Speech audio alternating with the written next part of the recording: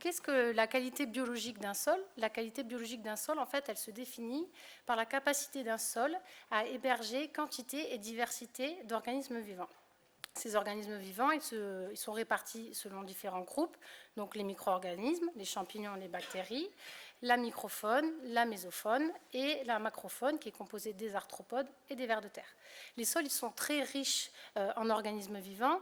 Un hectare de sol contient environ 15 tonnes de micro-organismes et ça représente à peu près, c'est l'équivalent du poids de 20 vaches et ça fait environ 1,5 kg de vie au mètre carré.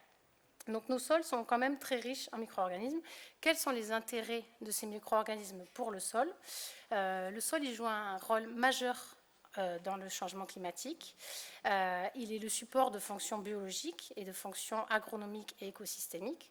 Les organismes du sol, ils correspondent au patrimoine biologique du sol. Et ce patrimoine biologique, il est conditionné par la composante physique et la composante chimique du sol, qui caractérisent l'habitat et qui fournissent l'énergie. Et le patrimoine biologique, il est également conditionné par l'usage du sol. Ce patrimoine biologique, ce sont des acteurs d'un certain nombre de fonctions biologiques, comme par exemple la minéralisation de la matière organique, la stabilité structurelle du sol. Et ces fonctions biologiques, elles se traduisent en fonctions agronomiques et écosystémiques, la production de biomasse végétale, le stockage du carbone, par exemple, la régulation de l'eau. Et ces services agronomiques sont essentiels pour les productions agricoles. Mais la qualité du sol, elle est encore aujourd'hui très peu connue.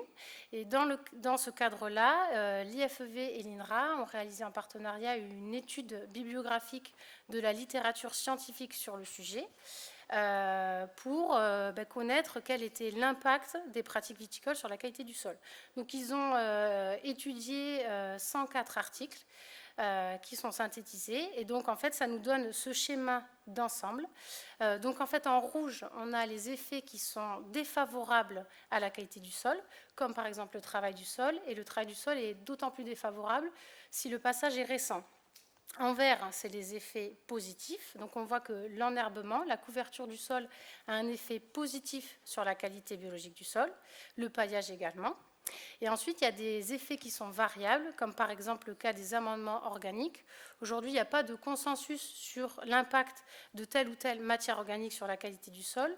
La réponse dépend du type de sol et du type de matière organique apportée. Donc en fait, il y a autant de réponses que d'amendements organiques. Par contre, ce qu'on sait, qui est très clairement identifié dans la littérature, c'est que les sarments, la restitution des sarments au sol a un impact très favorable sur la vie du sol. Et puis, plus globalement, même s'il y a une variabilité de réponse, ce qu'on sait, c'est que les engrais organiques sont toujours plus bénéfiques que les engrais minéraux.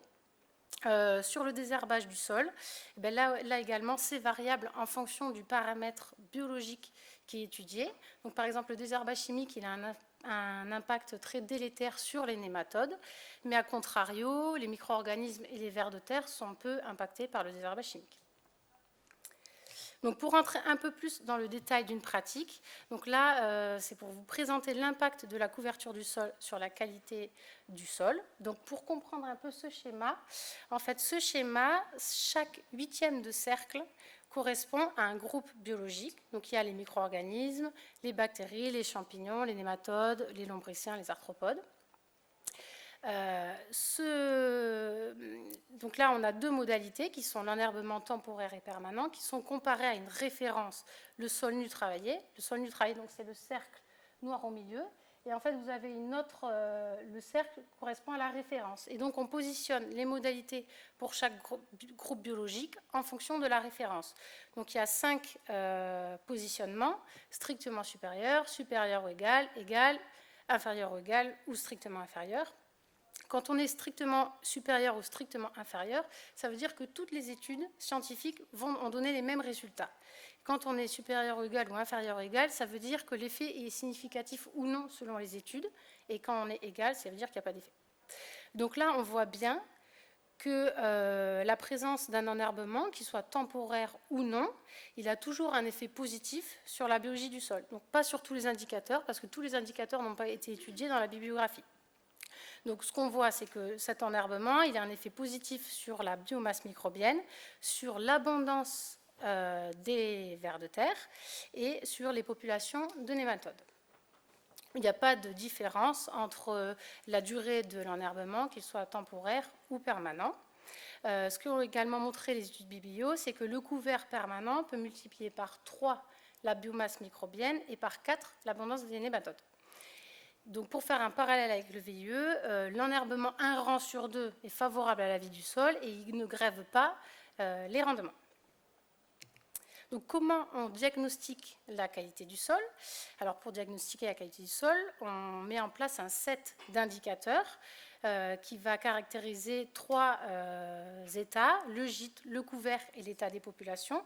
Le gîte, c'est la physico-chimie et le test Besch qui renseignent de l'état structurel du sol. Pour caractériser le couvert, c'est le test du Leverbag qui en fait va caractériser l'activité biologique du sol par la décomposition d'une matière organique de référence dans le sol. Et ensuite, on caractérise l'état des populations en mesurant donc des mesures sur la macrofaune, l'abondance et la diversité des nématodes et des vers de terre, et l'abondance et la diversité de la microbiologie. Donc pourquoi ces 3 indicateurs-là? Parce qu'en fait, ces 3 indicateurs-là, ce sont des indicateurs prépondérants de la qualité biologique du sol et de la qualité des agroécosystèmes. Et ce sont des indicateurs pour lesquels on a déjà des références et dont on sait que la mesure de terrain est opérationnelle. Donc un exemple concret de changement de pratique pour booster la qualité biologique du sol.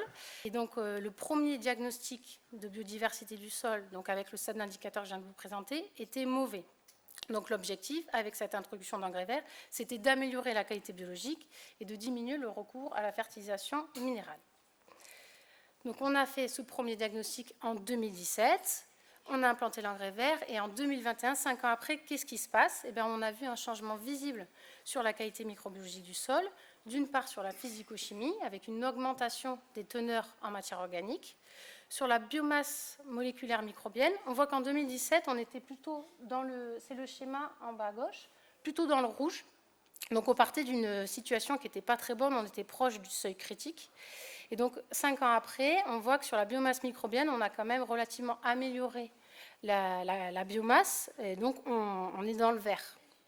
Sur l'abondance des vers de terre, donc là, c'est pareil, on partait d'une situation assez faible, on a amélioré. On était au départ à 45 individus par mètre carré, et on passe à 130.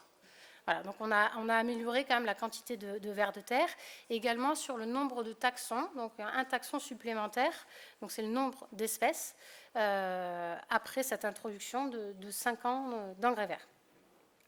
Donc ces engrais verts, voilà, ils ont eu un impact très positif sur la qualité du sol, mais qu'en est-il de l'agronomie et du rendement sur la parcelle?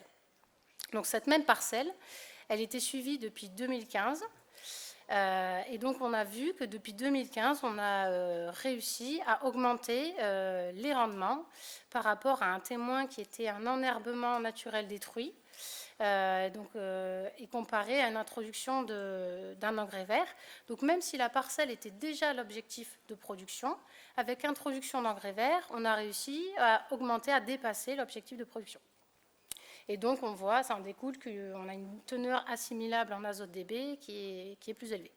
Donc voilà, l'apport d'engrais verts a permis de booster la qualité microbiologique du sol en augmentant la matière organique, la biomasse microbienne, l'abondance des vers de terre, et on a aussi réussi à augmenter les rendements.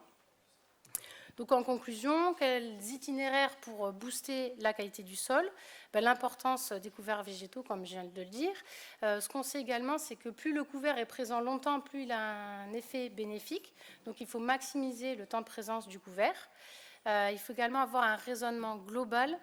Certaines pratiques peuvent compenser l'effet délétère des autres. Améliorer la santé du sol prend du temps. Donc là, on a vu que sur un pas de temps de 5 ans, on a quand même réussi à améliorer la vie du sol.